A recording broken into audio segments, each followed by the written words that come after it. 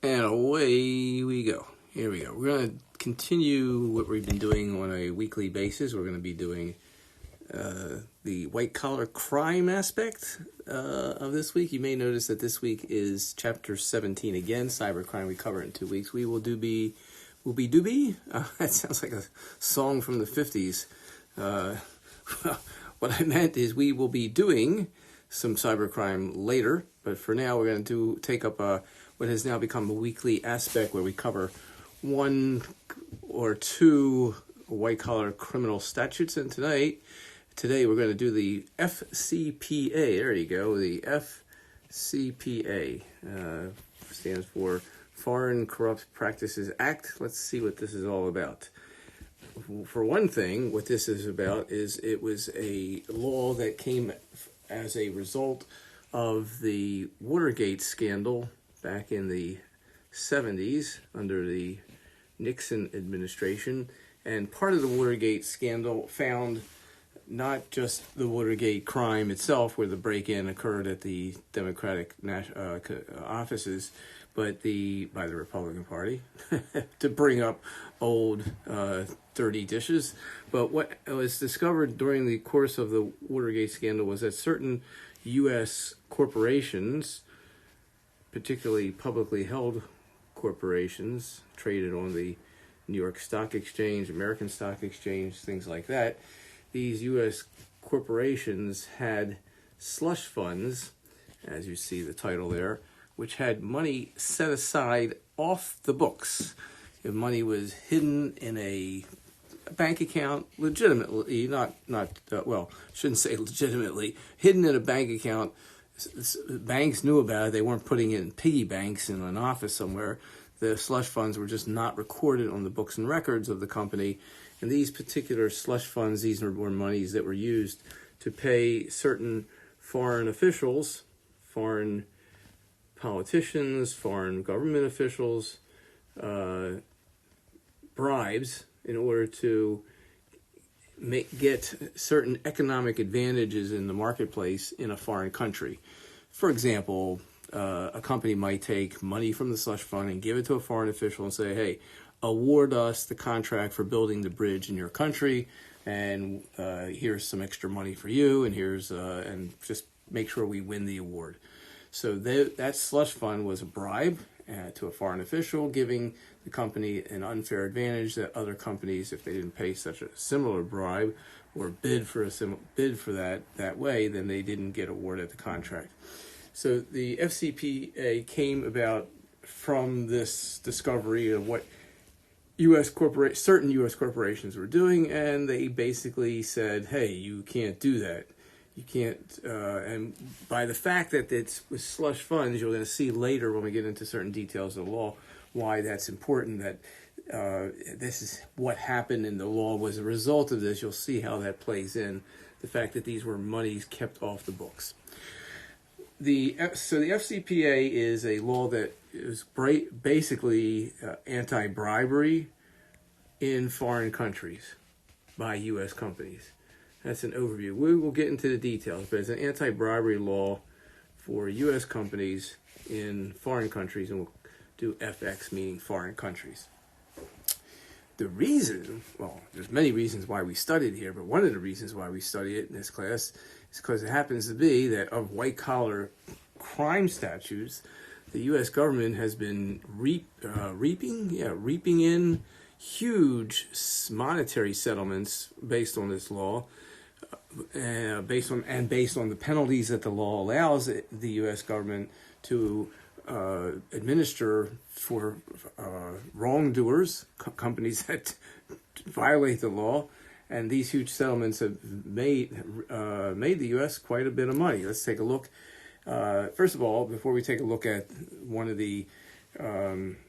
example of the kind of money that this brings in, notice that this particular law has an interesting aspect to it in that it can go against non-U.S. companies.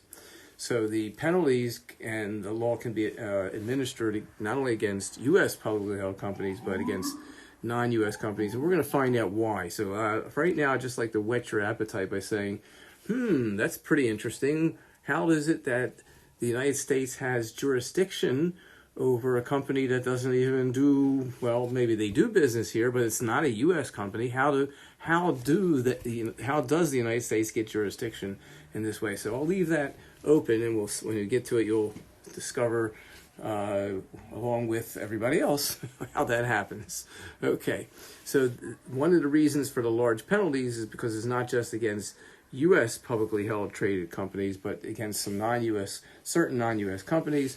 And so they have resulted, and particularly when non-U.S. companies have been prosecuted by the United States government for wrongdoing of the fcpa, those have resulted in some of the largest financial settlements in the U.S. Here is the example. Petrobras, I'm not sure how you pronounce it. I think I said it the same way both times, didn't I? Okay. In 2018, it paid a total of $1.78 billion to the U.S. and Brazilian governments for violations of bribery laws in both countries, U.S. and Brazil. And so they paid this huge fine to settle the allegations that on these bribes that this company made to Brazilian politicians. I think the bulk of the $1.78 billion went to the U.S. Certainly a large portion went to Brazil as well. But can you imagine even just splitting $1.78 billion? That's a huge fine. More than 400 U.S. companies have been found, well, I shouldn't say found guilty, you'll see why in a second, but more than 400 U.S. companies have been prosecuted under the statute and have paid fairly significant penalties for their violations. The Department of Justice can bring criminal charges, and the Securities and Exchange Commission can pursue civil penalties. Let's take a second to understand what this is telling us. The Department of Justice administers and enforces criminal statutes in the United States, so that is where they come in under this particular law. They will, if the law is violated, the Department of Justice will prosecute, they will file suit against and prosecute, they'll charge, not file suit, they'll charge the company with the crime, they will prosecute the crime, and if the company that they prosecute is found guilty, then they can have the penalties apply to that particular company, and the United States government will recoup the penalties for the violation. Underneath the Department of Justice is the Securities and Exchange Commission, which also can get their hands involved, but only on a civil side. Reason being is the Securities and Exchange Commission, they are basically, this is a loose way of describing it, but they sort of police the U.S. publicly traded company markets. So we'll say, let's write that down. And it may not be obvious, but it should be obvious that we're referring to things like the New York Stock Exchange, the Chicago Board of Trade, the NASDAQ, things that you hear about. If you're not in the business school, these are things that you just may be hearing about in the news peripherally. These are where stocks of publicly held companies, that's what it means to have your stock traded on a public marketplace, which is what these are. These are, let's get a little color in here. These are public marketplaces, all these and others, the S&P Standard & Poor 500, their stocks, the owners trade in a public fashion, like going to the grocery store. Well, grocery store is not the best metaphor, but like going to a farmer's market. Items are traded in a marketplace where people can buy and sell. Vendors can come in and sell their wares, and people can come in and buy. And it's the same thing here. These are shares of ownership of, quote, public companies, and it's on these marketplaces, these exchanges, if you will, where the shares of stock trade between the owners of these companies. And you, as even in your early days of poverty here as a student, you may have enough savings to buy a few shares of stock of, say, Apple or what other company am I thinking? Starbucks. You may have enough money to buy ownership, obviously a very small portion, of public companies, and if the company does well, the value of the stock goes up, and you can be paid dividends, and you can sell the stock at a gain, and that's what runs our economy. It's the backbone of our economy, as well as a lot of other things, but it's certainly a big part of the U.S. economy. This is where I often say that the Securities and Exchange Commission, which enforces the market or polices the market, as I said, such that the mechanisms and the workings of the market are done fairly and keep the markets sound.